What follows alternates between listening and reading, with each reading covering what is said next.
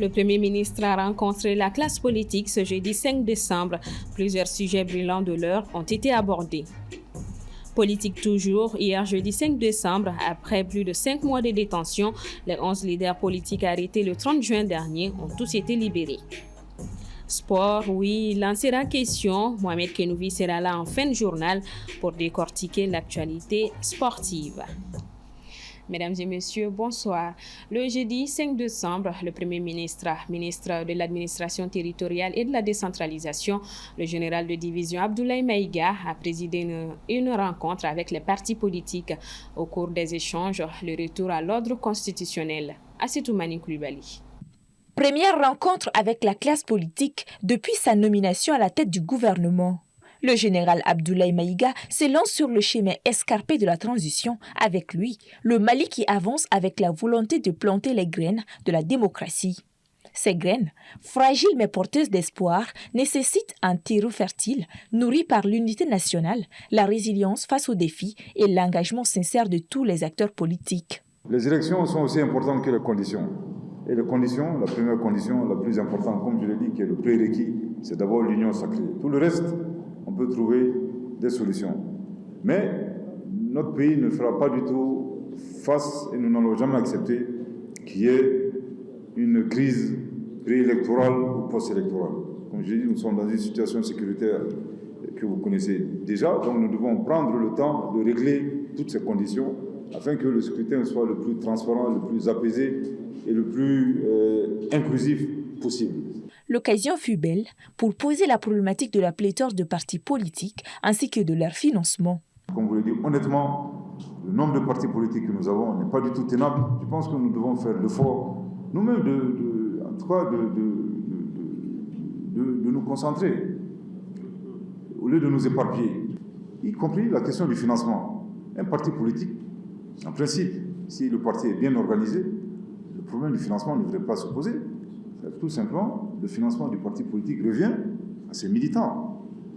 Cette rencontre entre le chef du gouvernement et la classe politique traduit une approche participative visant à renforcer la confiance des citoyens et des acteurs politiques dans le processus électoral. Mais, pour des leaders politiques, des inquiétudes subsistent.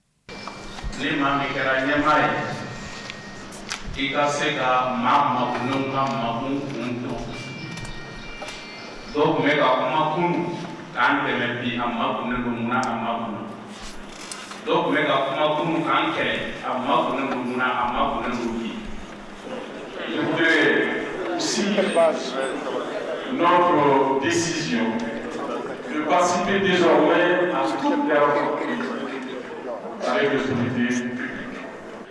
Tout ce qu'il a dit, ça a été une bonne chose. Et la présentation aussi du directeur de l'administration territoriale, qui est Diaptilé, il nous a montré comme quoi ils ont fini même de travailler sur la nouvelle cartographie du Mali, dont il y a 19 régions et districts, et 159 cercles, et puis 12 000 villages et quartiers. Donc je pense que c'est des avancées majeures pour la transition.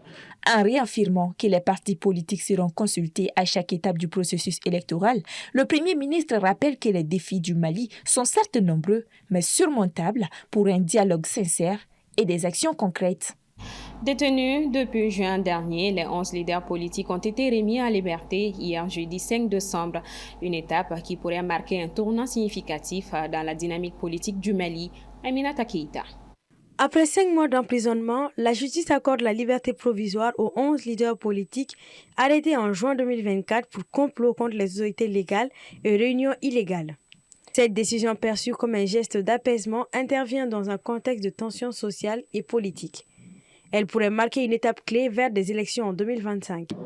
Ils ont fait près de 6 mois en prison, mais Dieu merci, aujourd'hui, ils viennent d'être élargis. Nous sommes très contents pour eux, pour leurs familles, pour leurs proches.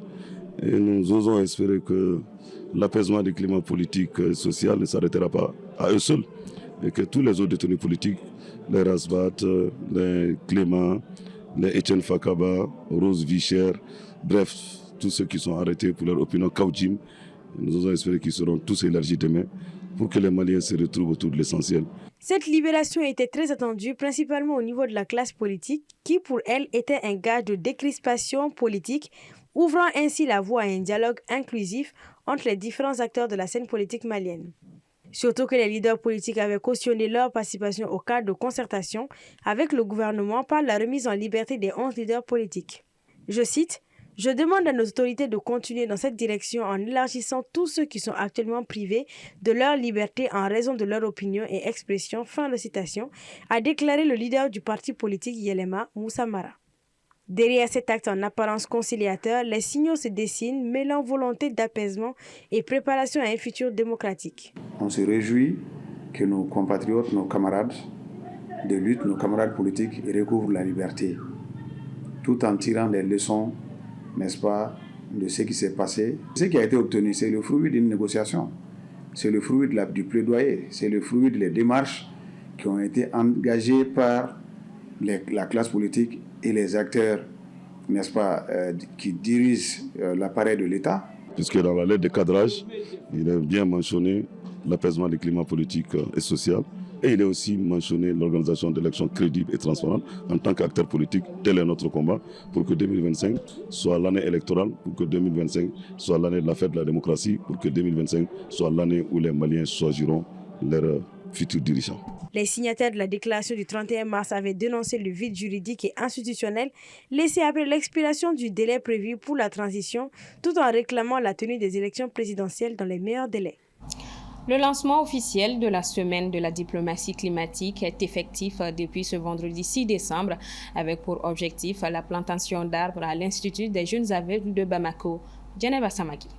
La semaine du changement climatique est un événement mondial qui souligne l'urgence de la lutte contre ses effets. Au cours de cet événement, les pays de l'Union européenne et leurs partenaires, notamment culturels, se réunissent pour échanger, partager des solutions et renforcer la coopération en matière de transition verte et de durabilité. Donc notre objectif, c'est vraiment de pouvoir sensibiliser la population sur les enjeux climatiques mondiaux auxquels nous faisons face aujourd'hui, et également à promouvoir et à vulgariser des bonnes actions, des actions pratiques et concrètes qui vont nous permettre vraiment de nous engager pour le climat et le bien-être en fait de notre planète. Une série d'activités que les initiateurs prévoient de mener à Bamako, Koulikoro et Ségou en vue de créer des espaces de rencontres pour échanger sur la question de la protection de l'environnement et également dans le cadre de la lutte contre le changement climatique. La question du climat est une question très cruciale, très importante en tout cas aujourd'hui, parce que ça n'est pas une personne, notamment les personnes handicapées. Ces activités de reboisement, de plantation d'arbres et de salubrité depuis quelques jours maintenant qui se passent ici vont servir de leçon non seulement aux jeunes, aux élèves, mais également à toute la communauté tout entière pour pouvoir emboîter les pas culturels. Et nous sommes là, nous sommes ici à côté de la population malienne pour la soutenir dans cet grand enjeu d'adaptation au changement climatique qui ici au Sahel est particulièrement évident, comme aussi dans d'autres parties de notre monde. Et donc c'est vraiment un problème commun, une grande tragédie commune que nous devons adresser avec notre engagement. Avec les effets du changement climatique comme la désertification, la perte de biodiversité et la pollution qui affectent particulièrement les pays en voie de développement comme le Mali. Ainsi, 250 pieds d'arbres seront plantés lors des campagnes et des journées de salubrité qui seront organisées dans le cadre de la lutte contre la dégradation environnementale. Les pays d'Afrique de l'Ouest font face à un endettement croissant de plus de 1154 milliards de dollars, exacerbé par des besoins de financement pour le développement et les crises économiques mondiales, selon le rapport sur la dette internationale 2024 publié le 3 décembre dernier par la Banque mondiale. Pour en savoir davantage, nous recevons Modibo Mao Makalou, économiste, pour nous édifier sur ces rapports des institutions du Bretton Woods. Bonsoir à vous et merci d'avoir répondu à notre invitation. Bonsoir à vous et merci de m'avoir invité. D'abord, expliquez-nous les principales raisons derrière cette augmentation rapide du ratio d'endettement en Afrique subsaharienne ces dernières décennies. D'abord, on va expliquer ce que c'est que la dette publique, qui est composée non seulement de la dette intérieure, mais aussi de la dette extérieure. La dette extérieure est libellée en monnaie étrangère, qu'on appelle aussi les devises, et la dette intérieure est libellée en monnaie locale. Donc quand vous additionnez les deux, vous obtenez la dette publique d'un pays. Maintenant, qu'est-ce que c'est que la dette elle-même? C'est un engagement financier, c'est une créance financière sous forme d'emprunt qu'un État contracte, évidemment en monnaie locale ou en monnaie étrangère. Maintenant, vous savez, au niveau des finances publiques, nous avons ce qu'on appelle le budget d'État, qui détermine les ressources, c'est-à-dire les recettes budgétaires et les dépenses budgétaires. Et c'est sur la base de ce budget d'État que non seulement quand c'est approuvé par le Parlement, un État peut lever les impôts, mais peut effectuer des dépenses publiques, y compris les salaires et évidemment un certain nombre de choses, les programmes sociaux, l'éducation, la santé, etc. Donc, dans la plupart des pays, y compris la première puissance économique au monde, les États-Unis, vous avez généralement ce qu'on appelle un déficit budgétaire. Parce qu'en économie, les besoins sont illimités, mais les ressources sont limitées. Donc, généralement, on a plus de besoins qu'on a de ressources. Donc, ça veut dire qu'on dépense plus qu'on a d'argent. Et pour cela, il faut emprunter. Et c'est cette différence, ce gap, quand vos recettes budgétaires sont inférieures à vos dépenses budgétaires, qu'on emprunte et qu'on appelle la dette publique. Voilà. Alors, quelles répercussions directes on peut dire de cet endettement sur les économies africaines, notamment en termes de croissance et de développement? C'est une question très importante parce que vous savez, l'endettement d'abord, il faut que l'endettement soit soutenable. Ça veut dire quoi? Si vous empruntez, est-ce que vous avez la capacité de repayer ce que vous avez emprunté? Mais ensuite, il y a la viabilité de la dette. Ça veut dire, est-ce qu'à moyen et long terme, ce que vous avez emprunté permet de financer le développement de votre pays?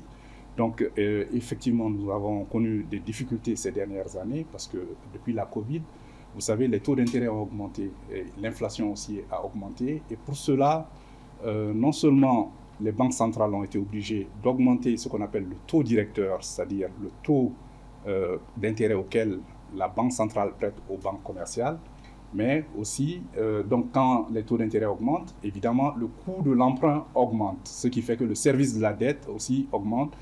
Et généralement, les États font face à un dilemme parce que pour rembourser la dette, il faut non seulement rembourser les intérêts, il faut rembourser aussi le principal et souvent il faut rembourser les deux.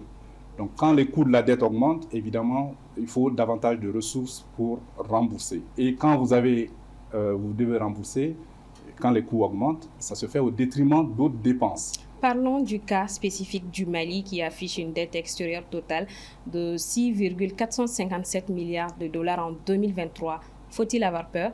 Non, vous savez, la viabilité de la dette, d'abord, on parle de l'encours de la dette par rapport au PIB. Il y a un ratio très important en macroéconomie, une statistique importante qu'on appelle la dette publique, le niveau d'endettement. Ça veut dire que l'encours de la dette, ce qui reste à être payé, on doit comparer cela aux revenus du pays, c'est-à-dire au produit intérieur brut. Donc, l'Union économique et monétaire ouest-africaine, c'est-à-dire cette institution à laquelle nous appartenons et dans laquelle nous partageons avec 7 autres pays le franc CFA, dit que l'encours de la dette ne doit pas dépasser 70% du produit intérieur brut, sinon vous êtes surendetté. Tenez-vous bien, au Mali, nous sommes à peine à 55%. Donc le Mali n'est pas surendetté pour le moment. Monsieur Makalo, est-ce que cela affecte directement la population locale? Absolument, absolument. Parce que plus l'endettement augmente, comme je vous l'ai dit, les dépenses budgétaires, ce sont les dépenses publiques effectuées par l'État et ses démembrements. Et plus vous devez rembourser la dette, moins vous pouvez effectuer des dépenses publiques pour la population, pour le bien-être des populations. Donc c'est ça l'enjeu de la dette. Et qu'est-ce qu'on doit faire pour renverser la tendance? Ce qu'on doit faire, on doit s'assurer qu'on finance des investissements productifs. Il ne faut pas s'endetter pour des projets de prestige qui ne permettent pas d'améliorer l'économie nationale, qui ne permettent pas d'améliorer le bien-être des Maliens, c'est-à-dire non seulement le développement humain, mais aussi qui permettent aussi de protéger l'environnement. Donc tout ce qui peut permettre à l'économie de croître de manière durable et inclusive, c'est cela qu'il faut financer. Parlons maintenant de l'UEMOA, où la BCEAO maintient un taux directeur à 3,5%, une aubaine pour les banques et clients de l'Union. Oui et non, parce que vous savez, pendant très longtemps, le taux directeur n'a pas dépassé 2%. Mais comme je l'ai dit, nous sommes dans une inflation mondiale. Ça fait 40 ans que nous n'avons pas connu cette inflation de par le monde. Vous savez, les pays industrialisés, l'Union européenne, les 27 pays de l'Union européenne et les États-Unis ont un objectif d'inflation de 2%. Ils ont dépassé de loin, ils ont multiplié par 3 cet objectif, ils ont dépassé de loin. Mais nous avons un objectif au sein de l'UEMOA de 1 à 3%. Et nous avons aussi dépassé cela de loin, mais nous sommes déjà rentrés dans la zone cible. Et au Mali, actuellement, l'inflation est à 2%. Donc, le maintien du taux directeur, je pense que c'est une bonne chose. Et je pense qu'à l'avenir, il va falloir baisser ce taux directeur pour permettre de baisser le coût du crédit et permettre de financer l'économie nationale et les investissements au niveau des pays. Merci beaucoup, M. Makalou. Merci d'avoir répondu à nos questions. C'est moi qui vous remercie. Je rappelle aux téléspectateurs que Modibo Mao Makalou est économiste. Un mot de santé à présent. Une épidémie d'origine inconnue a provoqué des dizaines de décès dans les localités de Panzi, Kumasheke et Mukanza dans la province du Kouango, dans l'ouest de la République démocratique du Congo. Selon le vice-gouverneur de la province, Rémi Saki, 143 décès ont été enregistrés au 2 décembre. La maladie ressemblerait à la grippe. Les symptômes peuvent être la fièvre, des maux de tête et la toux. On constate également une baisse anormale du taux d'hémoglobine dans le sang, selon le ministre provincial de la Santé, Apollinaire Yumba.